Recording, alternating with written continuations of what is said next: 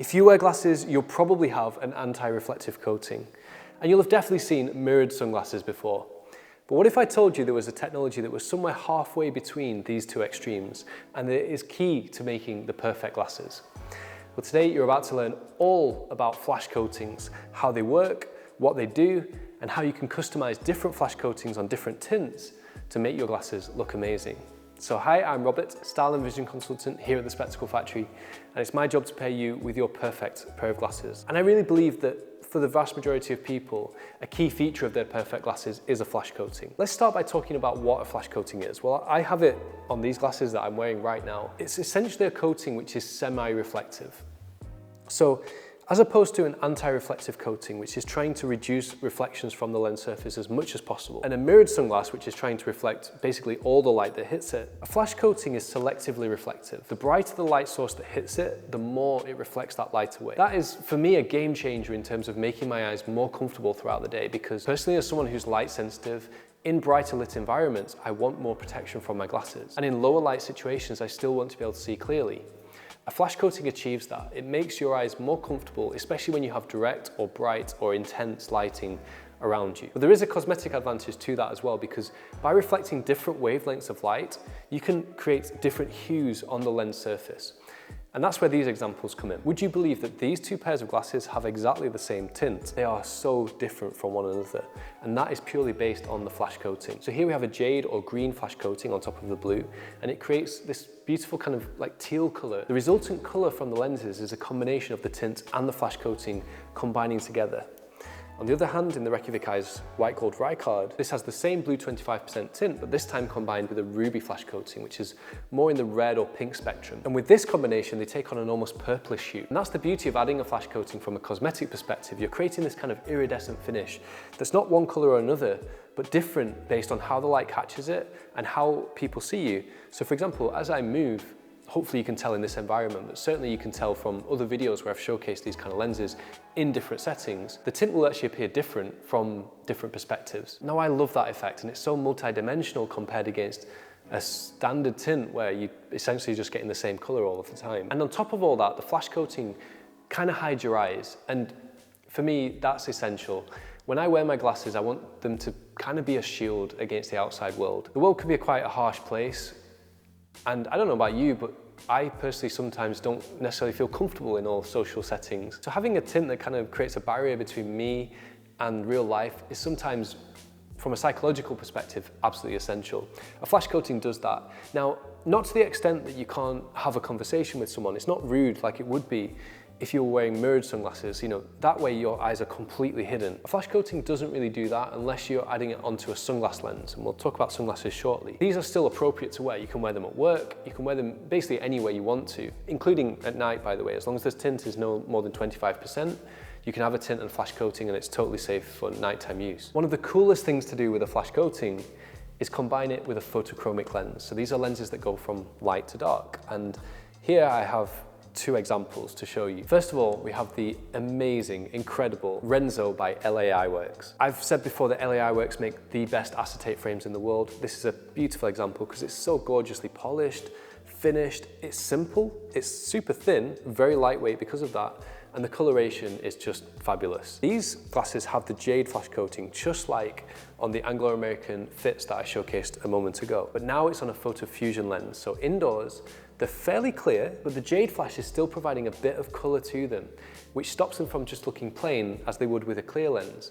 And that jade flash we paired with the green accents that are in the acetate. That would be my top advice when adding a flash coating to your glasses is, unless the frame is really neutral like this, try to find an element on the glasses that you can tie it all together. Then it looks very cohesive. It looks like it was always meant to be like that. And I think when the lens is slightly green and there's green in the acetate, it really does achieve that. But watch what happens when we add UV to this lens. So this is on top of a PhotoFusion Pioneer tint.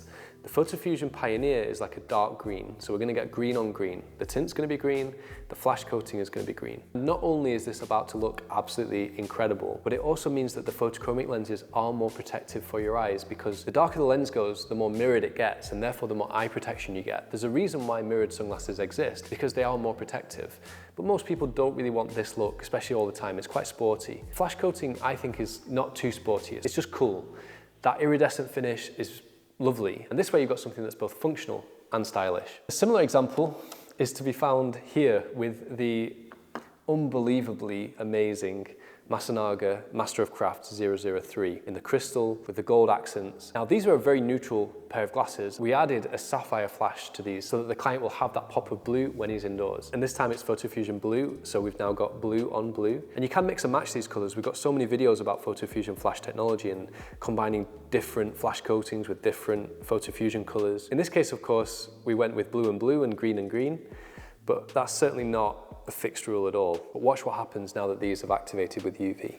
They become just the most incredible pair of sunglasses, the most magical. They just take on a whole other aesthetic when you're in the sun. And that is just the magic of combining a flash coating with a photochromic lens. Now, there are typically 5 colors of flash coating. Ruby, which is probably the most subtle, that's got a kind of pinkish red finish to it. Amber, which is slightly golden. Sapphire, which is blue. Jade, which is green. And diamond, which is silver. And as we go from the ruby at one end to diamond at the other, the lenses get more and more reflective. Now, diamond is by far the most reflective, and that's because it's created by combining all of the other flash coatings together.